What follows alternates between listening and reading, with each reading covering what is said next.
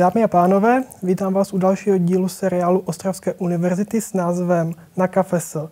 Naším dnešním hostem je vědkyně z katedry studií lidského pohybu Pedagogické fakulty Ostravské univerzity, paní docentka Steriany Elavsky. Dobrý den. Dobrý den. Paní docentka strávila 17 let na univerzitě v USA, kde se zabývala především stárnutím a ženami v menopauze. Její odbornost se zaměřuje také na psychologii pohybu a tady už bych se vás rovnou zeptal, co si můžeme pod psychologií pohybu představit? Psychologie pohybu je vědecká disciplína, která se zabývá psychologickou problematikou v kontextu pohybových aktivit a sportu.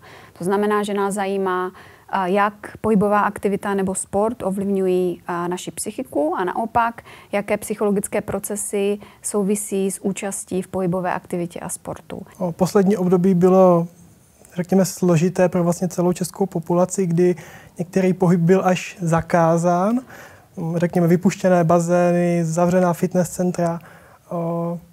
Jak to mohlo působit na psychiku lidí?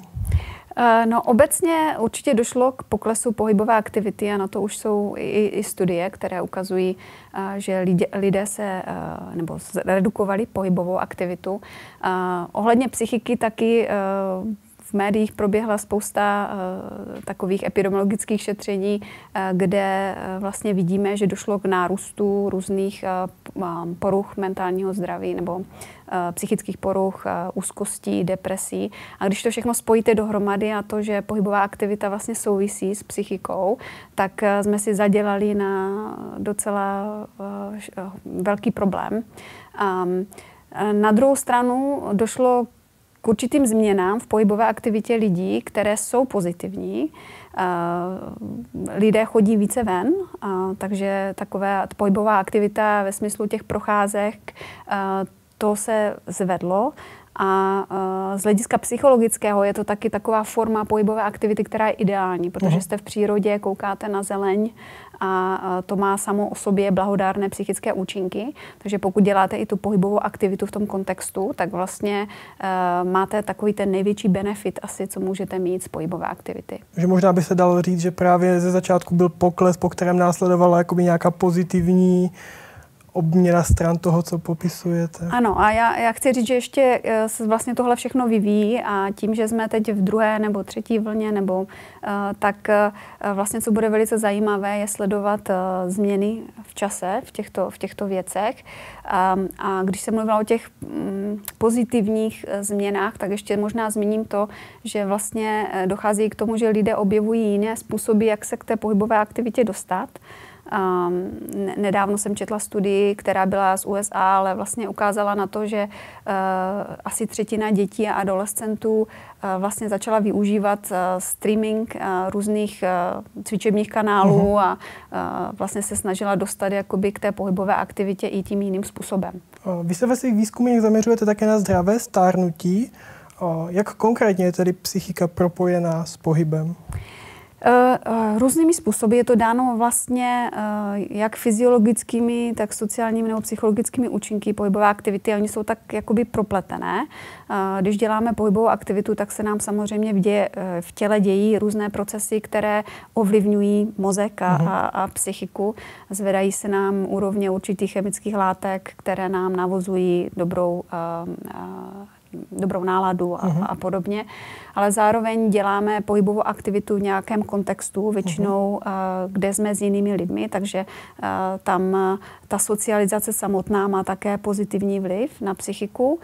A z hlediska psychologického lidé, kteří jsou více pohybově aktivní, mají větší sebevědomí, reportují větší sebeúčinnost, mají pozitivní sebeúctu, vidí sami sebe v lepším světle a to se jim také právě odráží potom do lepší psychiky. Vy jste se zmiňovala o tom, že cvičení nebo obecně pohyb zvyšuje úroveň, řekněme, chemických látek v naší mysli. Je známo, že mnohé jiné aktivity nepohybové dělají totéž, například sociální sítě, některé typy stravy. Jak dostat lidi od těchto, řekněme, nezdravých nebo škodlivějších aktivit po ty ideální, které vy popisujete. Jo, no, když se teda vrátíme v kontextu těch epidemických opatření, vlastně teď děti vlastně nemají ani jinou možnost, než se uchýlit třeba k těm aktivitám doma, které jsou méně pohybově aktivní a dávají jim stejné potěšení, ne-li větší a uspokojení. Tam je důležité v podstatě právě proto začínat s pohybovou aktivitou a podporou pohybové aktivity u těch dětí, aby se vlastně aby se propojil ten pohyb právě tady s těmito pocity stejnými, jako je třeba, když hraju oblíbenou videohru a podobně. A tady musí přijít i ta osvěta ve smyslu toho, jaké ostatní zdravotní benefity pohybová aktivita má. I když ty děti samotné se tímto jakoby řídit nebudou. A vlastně to, jestli se rozhodují, jak budou trávit čas, tak je neřídí nějaké takové abstraktní myšlení o tom, že je to pro ně zdravé a tak dále. Dělají to, co je baví, ale věřím, že pokud ty společenské normy budou nastaveny tak, kontext škol a tělesné výchovy, působení od rodičů ohledně pohybové aktivity a co je důležité, jak vlastně trávit čas v nějakém úměrném rozpoložení mezi různými aktivitami, že to samotné může vlastně vybudovat právě nebo posílit takový ten odměňovací efekt té pohybové aktivity, stejně tak, jako když hrajou prostě 20 minut nějakou oblíbenou videohru.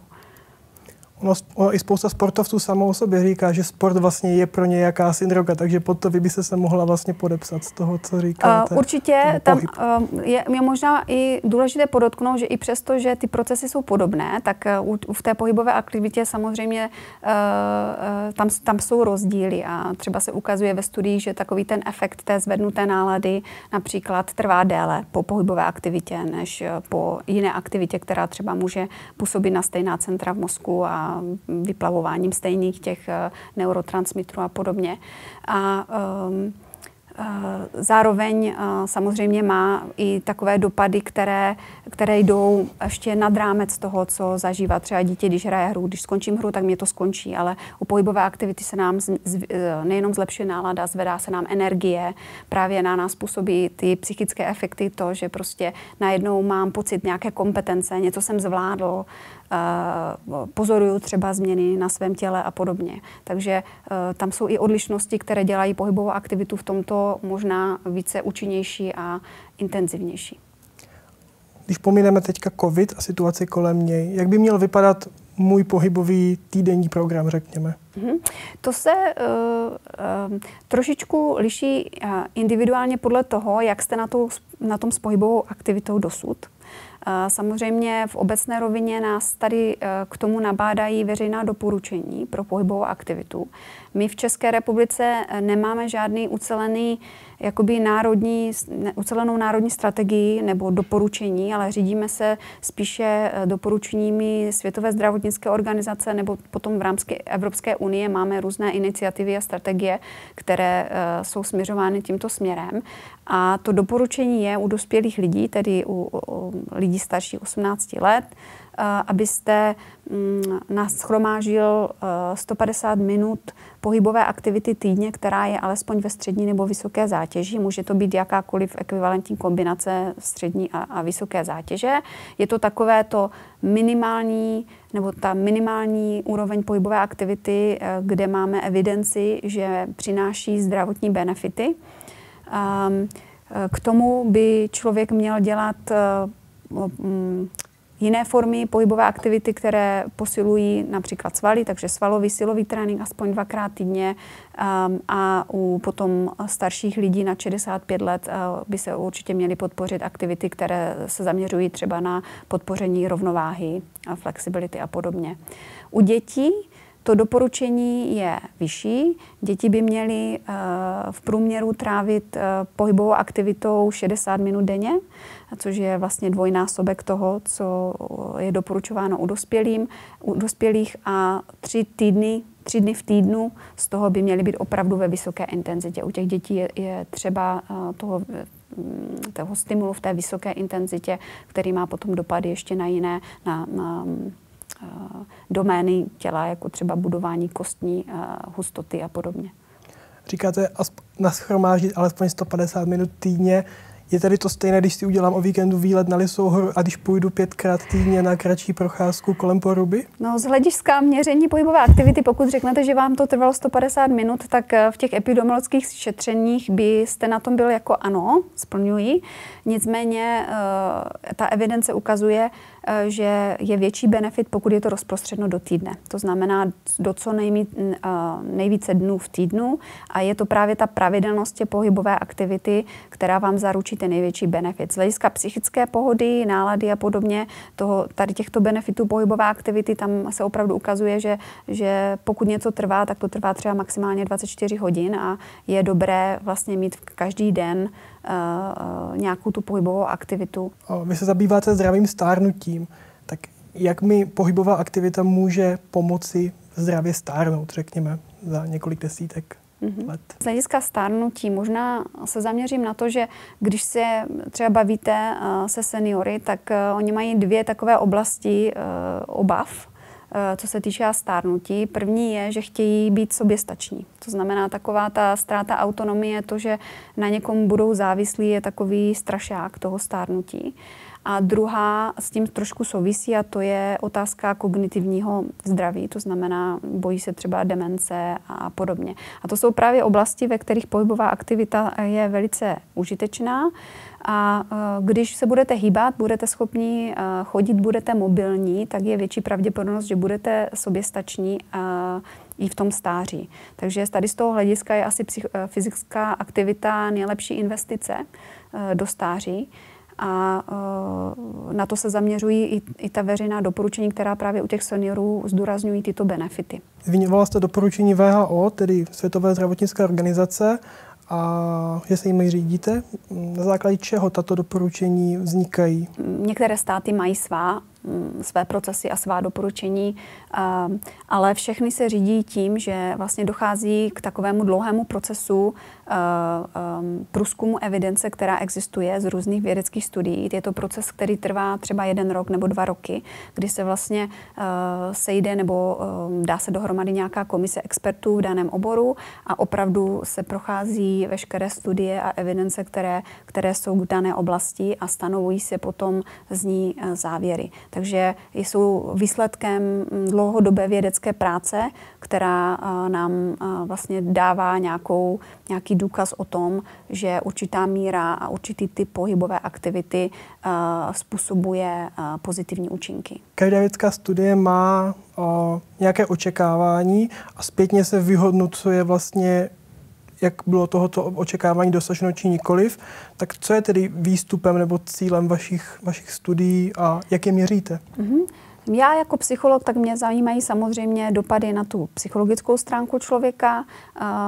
K tomu používáme různé designy.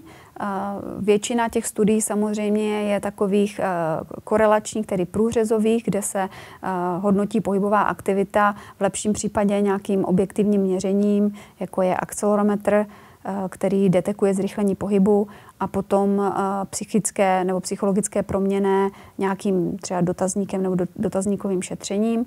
Samozřejmě ta evidence tady není moc silná v tom smyslu, že vlastně nevíme, co vede k čemu. Víme pouze souvislost, že lidé, kteří jsou více pohybově aktivní, třeba reportují méně depresivních symptomů a podobně. Proto jsou samozřejmě silnější evidencí experimentální studie, které nějakým způsobem manipulují pohybovou aktivitu jako tu hlavní nezávislou proměnou. A to děláme tak, že většinou náhodně rozdělíme lidi do různých skupin, ve kterých vlastně se snažíme dodat nějakou dávku a typ pohybové aktivity. To znamená, že ta dávka je daná tím, že se zamýšlíme nad tím, s jakou frekvencí to ten daný člověk má dělat, v jaké intenzitě, po jak dlouhou dobu a jaký typ aktivity. Ty experimentální studie nemusí být nutně v laboratorním prostředí, i když většina těch randomizovaných studií tak je, že člověk účastník musí dojet do nějakého univerzitního centra, kde je instruktor, kde se píše docházka, měří tepová frekvence a podobně, ale může být právě i v normálním prostředí. To jsou takzvané home-based programy na pohybovou aktivitu, kde vlastně je definovaný nějaký předpis pohybové aktivity a ti lidé to potom dělají. Takže snažíme se měřit tu dávku té pohybové aktivity ve smyslu, jak často, kolik, abychom měli nějakou představu, třeba za týden člověk dělá právě těch 100 minut pohybové aktivity a v jaké intenzitě. S jak velkými skupinami, řekněme, zákazníků nebo klientů pracujete? Protože potřebujete mít dostatek dat pro publikaci podobných výsledků? To se různí a záleží to opravdu i na finančním nebo na zajištění té studie. Zda je nějakým způsobem financována třeba z grantů. Pokud jste fyziolog, tak v rámci intervencí vám stačí skupiny s malým počtem lidí, dejme tomu 30-40 lidí ve skupině, pokud je chcete porovnávat. My z toho psychologického hlediska potřebujeme vzorky trošičku větší, takže běžné je třeba srovnávání 2 skupin 100-150 lidí každé skupině, ale samozřejmě existují velké studie, které jsou podporovány velkými finančními prostředky, dělají se na několika místech, jsou to takzvané multi-site studies a tam můžou jít ta čísla až do 1000. My například teď se neděláme intervenční experimentální studii, ale děláme studii na naší katedře, která zahrnuje 1500 lidí. Bude to vlastně kohorta lidí, kterou budeme sledovat dlouhodobě a to je poměrně vysoké číslo. A ve svých doporučeních pro zdravé stárnutí lišíte se, když doporučujete ženám a mužům ve svých doporučeních? No, obecně se nerozlišují doporučení v míře pohybové aktivity, podle toho, jestli jste muž a žena, a už se ani neliší v tom, jestli jste dospělí nebo starší dospělí. Což je zajímavé, protože dlouhou dobu se třeba lidem nad 65 let doporučovalo trošičku něco jiného, nebo teď vlastně doporučíme úplně to stejné jako dospělým lidem. Nicméně jsou rozdíly mezi muži a ženami v tom, jak třeba benefitují z pohybové aktivity, a to nebudu se věnovat těm fyziologickým rozdílům, které jsou dány třeba tím, že ženy mají opravdu jako hormonálně nějaký jiný kontext v tom těle. Liší se v tom, co je motivuje k pohybové aktivitě a jaké mají preference. Ženy například preferují, nebo existují individuální rozdíly, nicméně obecně se dá říct, že ženy preferují nižší intenzitu cvičení, preferují cvičení ve skupinách se svými vrstevnicemi a s jinými ženami, to znamená s lidmi stejného pohlaví, a preferují také cvičení uvnitř. Kdežto muži preferují outdoor cvičení venku, nemají preferenci pro cvičení ve skupině a s dalšími muži a navíc preferují třeba typy pohybových programů, kde můžete těžit ze soutěživosti. Nějaký takový komponent, který obecně psychologové vždycky nedoporučovali, jo, že může odradit někoho, ale u mužů naopak je to právě komponent, který nám často chybí a musím říct, kriticky o té mé oblasti, že moc neumíme designovat programy pro muže. Že jsou opravdu dělány nebo typicky tak, aby uspokojili takové ty ženské potřeby, ale moc dobře neumíme nalákat muže ani do těch vědeckých studií. Takže když se podíváte na tu evidenci, co máme, tak ve většině studií převažují ženy. Z hlediska psychiky a nějakého energetického rozložení během dne, doporučovala byste cvičit lidem spíše brzy ráno, řekněme před práci, anebo spíše po práci na konci dne, nebo na tom nezáleží? Nezáleží na tom ve smyslu toho, pokud opravdu chcete splnit tu dávku, to si myslím, že musí být přednější. Je jedno, v jakém v čase ve dni pohybovou aktivitu děláte. My jsme všichni rozdílní. Někdo je ranní ptáče, někdo je sova a pro někoho cvičení ráno bude stejně nepříjemné, jako kdyby cvičil třeba poprvé po 10 letech. Takže tam se určitě můžou aplikovat preference. Spíše bych doporučovala, aby si realisticky ten člověk jakoby opravdu rozložil a udělal konkrétní plán, cíl, kdy v tom dni je nejpravděpodobnější, že bude nejméně překážek k tomu, aby cvičil a podle toho si to udělal. Samozřejmě existují určité případy, ve kterých záleží na tom čase. Teď narážím třeba na oblast spánku. Pokud se zabýváme nebo chceme používat pohybovou aktivitu k tomu, ke zlepšení kvality spánku, tak třeba existují studie, které ukazují, že cvičit bezprostředně předtím, než člověk jde spát, tak naopak může spánek narušovat. Ty studie nejsou nějak dokonalé ve smyslu designu a tak, jak byly dány, ale z hlediska fyziologických efektů pohybové aktivity dává smysl, protože pohybová aktivita vás vlastně stimuluje, zrychluje vám metabolismus, aktivizuje vás a tohle trvá několik hodin poté. Takže pokud třeba chcete použít pohybovou aktivitu jako jeden způsob, jak zlepšit spaní, tak bych doporučovala třeba cvičit nejpozději 3 až 4 hodiny před tím, než se chystáte jít spát. Dnes si tu spolu povídáme o psychologii lidského pohybu, případně o zdravém stárnutí, o vědeckých studiích a publikacích, na kterých vy pracujete. Dají se výstupy, případně celá vaše aktivita nějakým způsobem implementovat například do rozvrhu dětí na základních školách?